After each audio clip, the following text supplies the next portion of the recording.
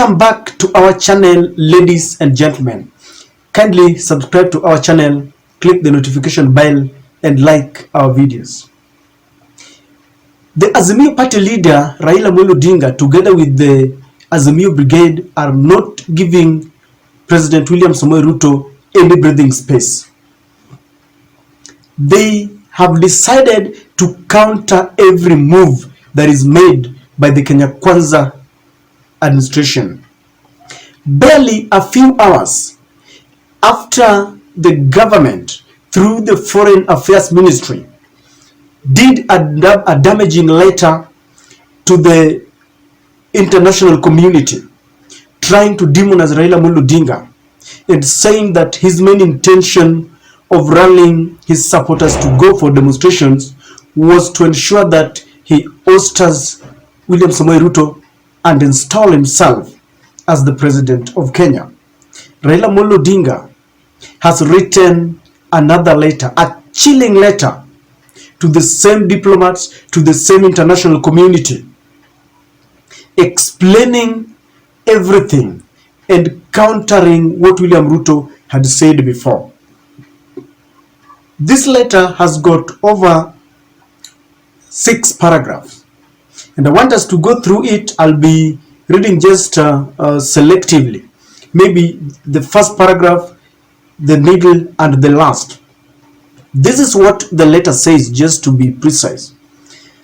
That we have noted with dismay an official communication from the Ministry of Foreign Affairs to the international and diplomatic mission based in Nairobi.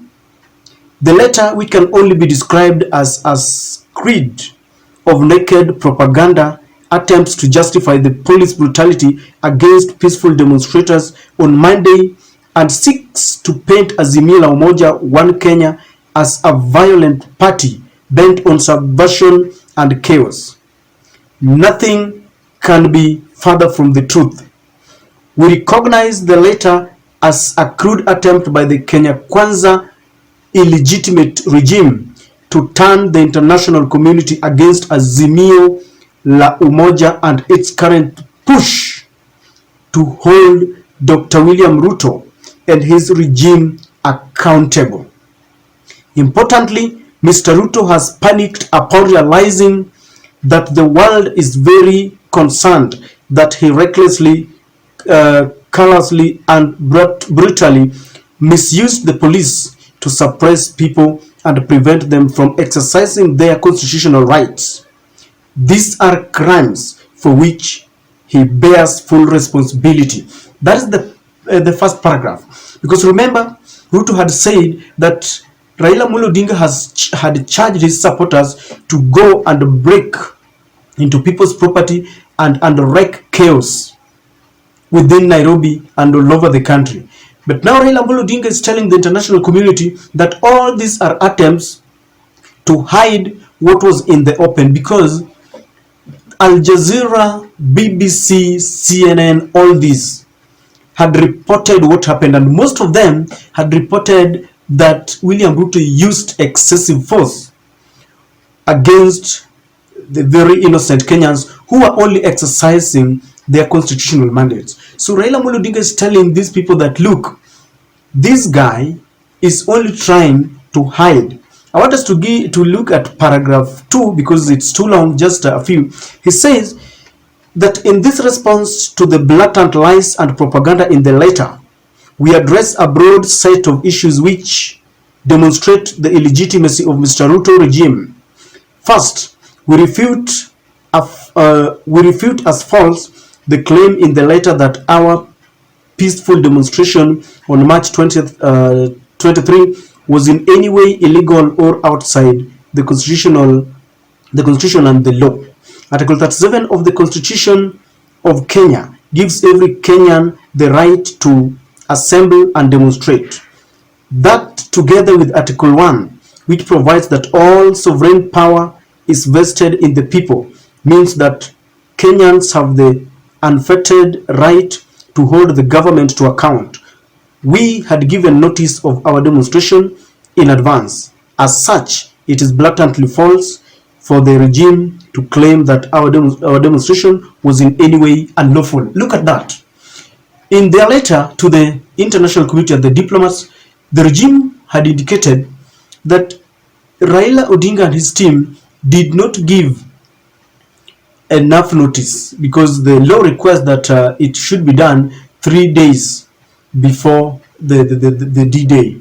And I remember through the Interior Cabinet Secretary, they had accepted and admitted that they received a letter and that they had allowed Kenyans to demonstrate within the constraints of the law and that they were aware that this was going to happen. So this U-turn was only meant to hoodwink the foreigners, and I believe they were all here because I remember, for example, Ferdinand Omondi reporting for the BBC was on the streets and he was sharing how the government was using the tear gas canisters against very innocent Kenyans. So they just set to ensure that they set the record straight. Allow me to go to the third paragraph, then I'll move to the last paragraph. It says that further, that it was Mr. Ruto's police force that initiated and carried out brutal violence against demonstrators, killing several and injuring many. It used tear gas and water cannons recklessly on the people. The police shot at the vehicles in which the retired Honorable Raila Odinga and the Honorable Kalonzo Musyoka were riding.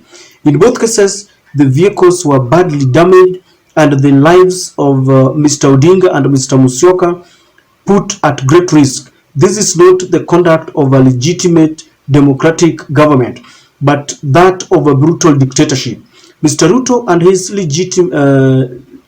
regime are clearly afraid of the people. How else does one explain the regime's resort to the tactics of repression and violence in the face of one of the world's progressive constitution? No one needs to be convinced of the regime's illegitimacy. The massive crowds that turned out to demonstrate on Monday are proof positive of the popularity of our cause and the suffering of the people under Mr. Ruto's regime. Look, the Azimio Brigade have got evidence that their vehicles were broken, and they're saying that William Ruto is afraid. They continue, and in fact, the Azimio tells the international community that this is an illegitimate government, and that's why they are afraid of the people. They used force because they know they were illegally, they are not legally in office. So just briefly, second, the letter from Foreign Affairs argues unequivocally that Mr. Ruto won the August 22 elections. The author forgets that the results declared by IEBC Chair Wafula Chebukati was wholly unconstitutional and without merit. Where in the world can an electoral commission, just looking at it, electoral commission composed of 7 members declare a result that is disputed by 4 members, a majority of the commission? Now, I don't want to read all of it, but ladies and gentlemen, Raila Molo Odinga has decided to clarify every bit. In fact, they were looking at the letter bit by bit, every word, every allegation, every insinuation, and they were countering.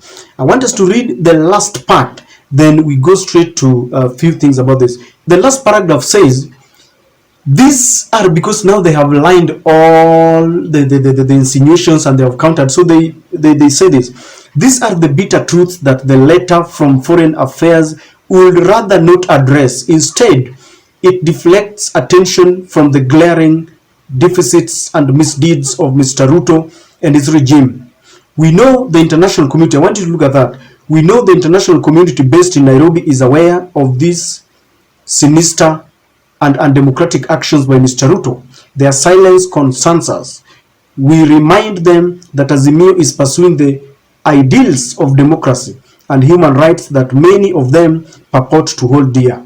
The people of Kenya are keenly watching how they will respond to Mr. Ruto's unfolding republic of fear. For our part, we will not relent or surrender to an illegitimate regime. As we announced on March 21st, our demonstrations will now take place twice a week on Monday and Thursday until there is change in Kenya. Now look at that, ladies and gentlemen. The Azimio has put it very clear to the international community and the diplomats in Nairobi that you've seen the kind of violence that was charged against the Azimio leaders, but we can see you are all quiet. Your silence is really deafening, and they are telling the diplomats that Kenyans are watching how you are going to respond to Ruto's Republic of Fear. So they're saying that Ruto has really brought fear to the fellow citizens, and the diplomats are watching. But they also continue that they are not going to surrender to an illegitimate regime, and they are going to continue with their demonstrations twice in a week until they have a change. So basically, Raila Amolo Odinga, in a nutshell, just reminded them of the irreducible minimums. Ruto, the unilateral appointment of the IEBC commissioners, the skyrocketing of basic commodities, the appointments of two tribes into public offices, brutal force against the Azimio supporters, the fact that they don't recognize William Ruto's regime. And the reason they are doing this is that, one, they are telling William Ruto that we are not afraid, because this letter was done to intimidate and to scare them from holding their demonstrations. But Raila is like telling them that we will not be called. The same letter that they have written, Raila has written with evidence. Raila is also telling the international community that we know you assisted William Ruto. He is your project. You did everything to ensure that he becomes the president of Kenya. And that's why he's taking the war to their doorsteps. He's telling them that we are watching how you are going to respond to Ruto's fear regime of terror, a regime that is now butchering its own people. Ladies and gentlemen, let me tell you something. The kind of mischiefs and tricks and tactics that the administration is using will not work. You can see now what has happened. In the wake of a letter that they thought would intimidate Raila Amolo Odinga, Raila has countered it. They said that they want to arrest Raila. Now that letter, it means that the diplomats have got two letters now. They don't know what to do. They are in a dilemma. They saw what happened. Evidence is there with CNN and BBC, how William Ruto used brutal force against innocent people. And if you ask me, this administration has been cornered. The international community has been cornered. And I know now the ambassadors and the high commissioners that are in Kenya who assisted this president to ascend to office, they don't know what to do. In fact, Raila insists that he wants the server to be opened. When they come to a negotiating table and they want to act as an arbiter, I fear for them. I really sympathize with them, because Raila will tell them just one thing: open the server. Before you, let's just do it, open the server. I can assure you that being Ruto today is the most difficult thing to do. He has been cornered. He's got people like Rigathi Gachagua who are holding him at ransom. He knows very well that he needs to come down and talk to Raila Amolo Odinga, but he cannot do that because they have held him ransom. They are telling him, well, you are the real man, you are a lion. I don't know what he's going to do. But Raila has also told off the international community. It is like he's telling them, you are very quiet. So when they come to Raila, Raila will ask them, why are you talking now, yet when you were being beaten in the demonstrations, you are not talking? It is a very precarious situation. I don't know what is going to transpire on Monday and Thursday, with the confession from the Nairobi governor and the deputy president that they lose 2 billion Kenya shillings only for that day, when they lost 2 billion only for that day, the first day when people went for the demonstrations. It's very sad. It's a very precarious situation. William Ruto is called upon to exercise leadership. It's not time for politics anymore. It's not a time for political supremacy. It is very sad. That letter is too long. You can go through it, but ladies and gentlemen, that is my take.